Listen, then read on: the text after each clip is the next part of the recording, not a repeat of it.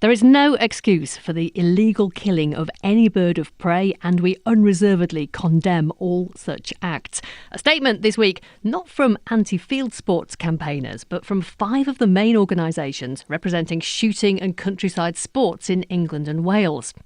A group including the British Association for Shooting and Conservation and the Country Land and Business Association have outlined a number of key actions they believe can help tackle the illegal killing of birds of prey. Their declaration recommends all shooting leases, contracts and other documents include clauses underlining the laws against the persecution of raptors. It also outlines the launch of training initiatives and a sector-wide awareness campaign. Tim Bonner is the Chief Executive of the Countryside Alliance, one of the statement's other signatories.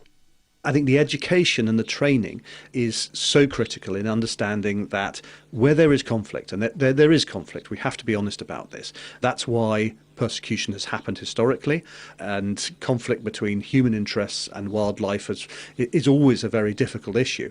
But we have to be really clear with people that there is no excuse, there's no justification, that we have tackled the causes of persecution, and therefore that there is an absolute zero tolerance of any persecution that goes forward. So one of the things that you're suggesting is that shoot owners or their representatives should attend a training course to familiarise themselves with laws that protect raptors. Do you suggest that shoots perhaps shouldn't get a licence unless somebody's been on that course?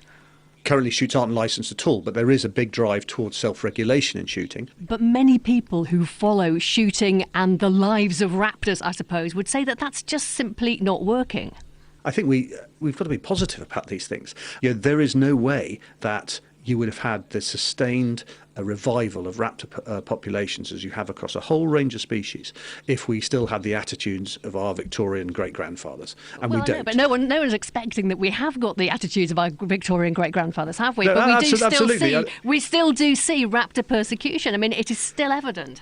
It is still evident, but it is a tiny proportion of what we would have seen some time ago. The industry as a whole knows this is unacceptable, and as a culture, I am absolutely certain that things are changing. Not just that they have changed fundamentally, and we are talking about the last vestiges of an unacceptable and outdated way of thinking.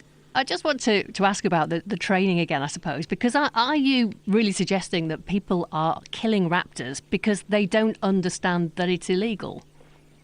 I think it's really important that we understand that when people are put in a position of conflict, and a classic example is the hen harrier, when people are put in conflict and they perceive that if hen harriers breed unfettered on grass moors, that somebody is putting at risk their job, their livelihood and their way of life. So they are having to make a choice between committing an illegal act and possibly losing their job and their livelihood. Now, we believe that in recent years, especially in this case through the development of the new legislation, the hen harrier and the brood management, that there is now a way forward for people which doesn't involve them breaking the law. And they have to understand that. And the perception that they have no choice, that they have to do this, is wrong. So that's why I think training and education are a critical part of this. Can we move on to Brexit? Because, after all, we are leaving the EU tomorrow night.